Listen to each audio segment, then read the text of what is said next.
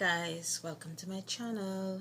Remember to like, comment and subscribe. Today we're looking at my recap and rant of Love and Marriage Huntsville Season 3 Episode 10, The Transparent Trap. When they open up, it is the day after Martel and Melody's big blow up, and the guys are on the court playing basketball, discussing what happened the night before. Maurice thinks Mel has a point, and Marceau thinks they are both using the kids as pawns in their divorce, and in the end, only the kids will lose. Martel shows up on the court. Y'all, as Martel downgraded his clothes from medium to small, at this point, Martel needs to stop borrowing his son's clothes. I swear, he has almost been wearing booty shorts for this entire episode. Marceau tells them about the surprise therapy that Trisha tricked him into. I don't know why Marceau does not realize that her surprising him with therapy is not a good thing, and that is something that needs to be discussed. He thinks she should be able to come to him, because when he met her she was exuding confidence, but now she seems unable to communicate. Marceau, that's because she has diminished herself for you, and Maurice points that out. He feels the times he stopped her from doing things, it was because he saw she did not really want to do them. Y'all, are we believing this? Marceau has had a tight rein on this woman for years, and she has been fighting to do other stuff while he felt that her place was in the home. It has been a constant back and forth between them. Martel of all people thinks that Tisha should be commended for trying to go to therapy to fight for the marriage. Marceau cuts him off, telling him that he and Mel need to have respect for each other.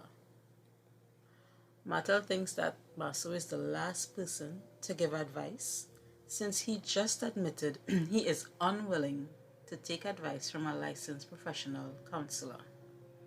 He's not wrong, but I remember Martel went to that same therapist and did not want to listen to one word that man was saying, all to the detriment of his marriage. Maurice then tries to give him some advice, but if it's one thing Martel is going to be, it's a hardhead. And he tells them that he knows they want to help him through, but they don't really know what he's going through. And right now, everything is raw and everything is going on at this moment. Maurice says, well, they would never lead him, and they would never tell him to do something that is wrong. Then we hear that the ladies are by the pool, and the fellas go to join them.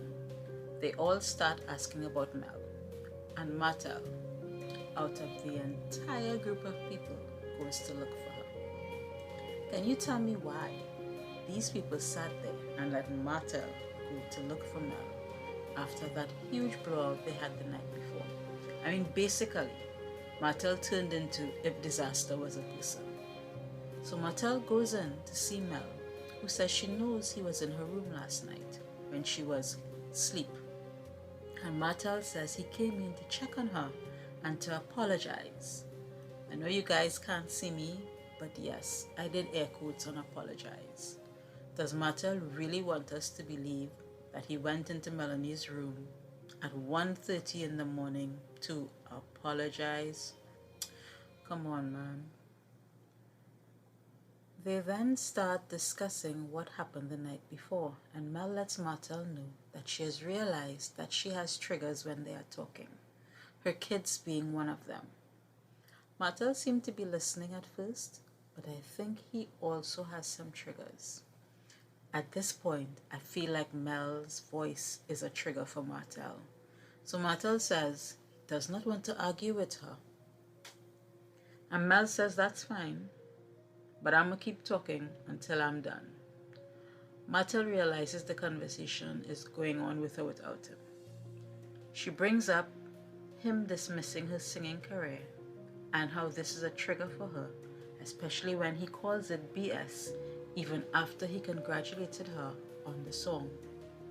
Martel insists he did not congratulate her on it. How is this a whole argument? Neither of them want to give way at all. Martel decides to exit stage left, but Mel continues to speak. Not Mel bringing up Martel and his side chick again. If Martel can do one thing, it is blow a whole fuse over the side chick remark. He barrels back into the room, saying that Mel has been a side chick in her last 2 relationships, and then all hell breaks loose. Production calls for Marceau, who has to come in and physically remove Martel from the room while Destiny tries to calm Mel down. All the while, a lot of shouting and fighting and noise going on. And I say noise because I can't tell who's saying what. All I'm hearing is Mel saying he's lying, Martel yelling, side chick. I don't know what's happening. They provoke each other and push each other's buttons. And at this point, I don't even know why they continue to film together. Tiffany and Lewis. Tiffany and Lewis decide to have a game night, wilding with the Whitlows, because they claim there has been enough drama in the house. They claim it's a drink game to bring out things and to help them get to know everyone else. No, it's a game for you to get in everyone's business and cause more drama. We see you, Tiffany. Mel says she may not have come if she was sure that Martel would be there. But Mel, you're one of the producers. You knew this man would be there. You just did not know just how bad things would go left when you came to Vegas. And you didn't realize that interacting with him would have been this bad and some of your tea would begin to get spilt because Mel is a side chick to 2 men. Yeah, that's some tea we all did not know about. The ladies then try to get Mel to leave the room and join the game. So Tiffany begins to give out drinks and they have to either answer the question or take a shot. First question went to Melody. Are your needs being met? Are your sexual needs being met? Okay, Martel, so we see you straining to make sure to hear exactly what Mel's answer is. So Mel answers yes. The second question goes to Martel. How many people have you had sex with in one night? He says 2. But we know this is right. Martel been running those streets and coming home to Melanie for years. So Tiffany decides to be messy because there's no other reason for this part. And then decides to say that the highest number will win. And she asks everyone else in the group to state their number. Not Maurice saying 6. Everyone is in shock, including Martel. Now y'all know if Martel is appalled, we're in a bad state. So Tiffany says, drink if you are happy in your current relationship. And everyone drinks except Marceau. Then he says he was just kidding. Marceau, sir, read the room. Time and place, sir. Time and place.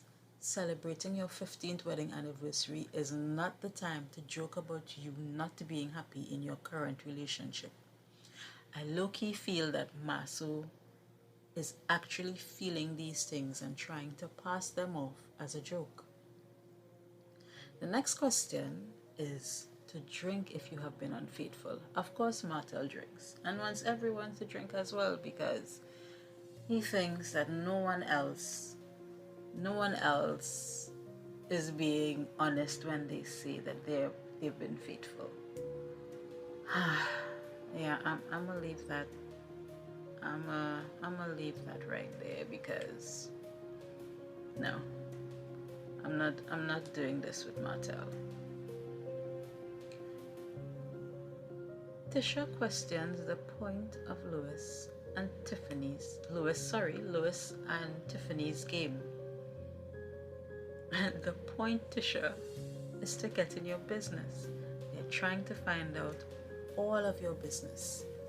Probably so that Tiffany can go and blurt it out in mixed company among people she does not know, like she usually does. Again, y'all, you can't see me, but I'm side-eyeing Tiffany. Tisha doesn't want any more questions about sex in the game.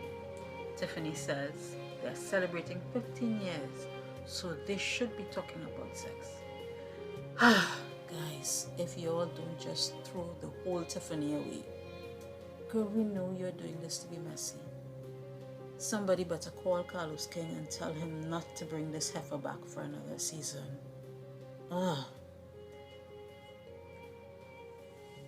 Tisha asks what advice everyone can give to help someone else in their relationships. Maurice, Kimmy, and Martel give some answers. Destiny says she ain't got no advice for no one in this group. Then Tisha decides to Tisha the situation and tells Maurice that Kiowa said she felt like they could have fixed their situation, but he gave up and didn't try. She asks him if he felt like it could have worked if he stayed.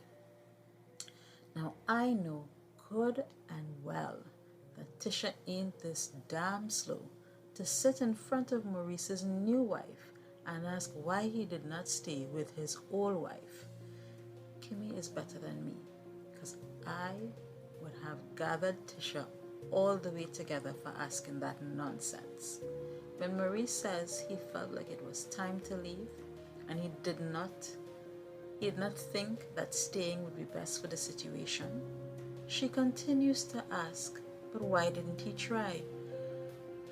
Tisha girl, go on somewhere with this mess. Why are you asking this now? How is bringing up Kiowa even necessary at this point? This is why you and Kimmy have been having issues, because you keep doing foolishness like this. They all leave to get ready to go out. They split up into ladies and fellas in the hopes of preventing another Mel and Martel blow up. We see the ladies at the club. They toast to love, friendship, and marriage, and life after marriage. They talk about new friendships with Tiffany, and Mel says Tiffany is fun. Destiny says she doesn't know anything about the fun Tiffany girl, us either. She says outside of making good drinks, Tiffany has done nothing to change her first impression. Girl, for us either. Then she says, is that little Karen thing about her. When the producer says, did you just call her a Karen? And Destiny says, I sure did. When I tell you I hollered and cackled at this. Tiffany really does give off a Karen vibe, doesn't she? So Tisha says she has a surprise planned for Masu for the anniversary. She tells the girls she has a vow renewal planned. I don't know why Tisha would think this was a good idea. I'm not sure who plans a surprise vow renewal for their husband, who has already shown that he does not like surprises, especially of the emotional nature. But okay, Tisha. Here comes Tiffany saying she threw a surprise wedding and Maso would need to know something about what is happening. So Destiny tries to pivot away from the subject and asks about the dresses that they can wear. In comes Tiffany, sticking her nose into business that isn't hers, mentioning that Louis told her about the surprise therapy session that Tisha had for Maso. So Tisha answers her, I don't know why. And then Tiffany, whose superpower must be an inability to read a room, asks Tisha if she and Maso are staying together because of the kids. Girl, how rude can you be? You don't know Tisha like that to be getting all up in this woman's business. Do you even know if the other ladies are aware of the issues that she's having with Masu? Why are you bringing something your husband told you back to the entire group? in a club setting. So Tisha says no, it's not like that, and at the end of the day, it's all about love and growing together. And here comes Tiffany again, asking, do you know if he wants that same thing? Again, y'all can't see me, but I'm rolling my eyes because at this point, throw the whole Tiffany away and do not bring her back. Tiffany must be the least self-aware human I have ever met, and she is perpetually unable to read her audience. I don't know those ladies, and I don't know how they did not try to all gather her together. Because why? She's so rude. And then she's forever bringing these tears in front of her eyes when you check her on her nonsense, crying and acting like she didn't know that she offended. You can't tell you're offending people by your offensive and rude remarks? I cannot and I will not. Tiffany goes on to say that Lewis mentioned that while the guys were playing basketball, Maso mentioned that his feelings were not the same as Tisha's, and that she, Tisha, was not confident in herself, which led her to not being confident in who Maso is. Not Tiffany and Lewis trying to do armchair psychology. Throw the whole couple away. The whole couple. Destiny thinks that the conversation was poor timing to talk about it in front of everyone at the club. Destiny thinks all of this seems really shady, and I agree. She tells Tiffany how offensive what she said was to Tisha, and Tisha agrees that she did not appreciate it, but she thinks that's just Tiffany, girl. No. Here comes Melody, protecting Tiffany. What do you think Tiffany should do? Destiny says she should find a better way to do it, and she should do it with some couth. So Mel asks again, okay, but what do you think she should do? I'm asking you to tell her what it is she should do. Girl, she just told y'all what it is she should do. She should speak with more couth. She should have some sort of understanding. She should read a room. She should not speak these things in the middle of a club in mixed company. She should have brought all of this information just to Tisha. How else is she supposed to say it, Melody?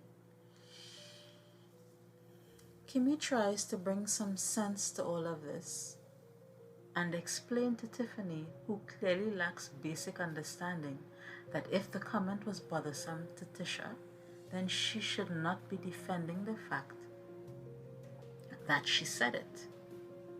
Tiffany then doubles down on her BS, saying she is transparent and would hope she could talk to them as adults the same way she is transparent with her kids. Girl, just go on somewhere with this BS that you're shoveling. Again, someone, please tell Carlos King and Own we don't need another season of Tiffany. Then Tiffany tries to comfort Destiny, who shut it down quick, fast, and in a hurry, and the group breaks up to leave the club. The episode ends there, so I guess we have to wait until next week to see what happens. I don't condone violence. What if Destiny can just pretend she's about to snatch Tiffany up and just gather this heifer together? I would be great. Don't forget to like, share, comment, and subscribe. Bye!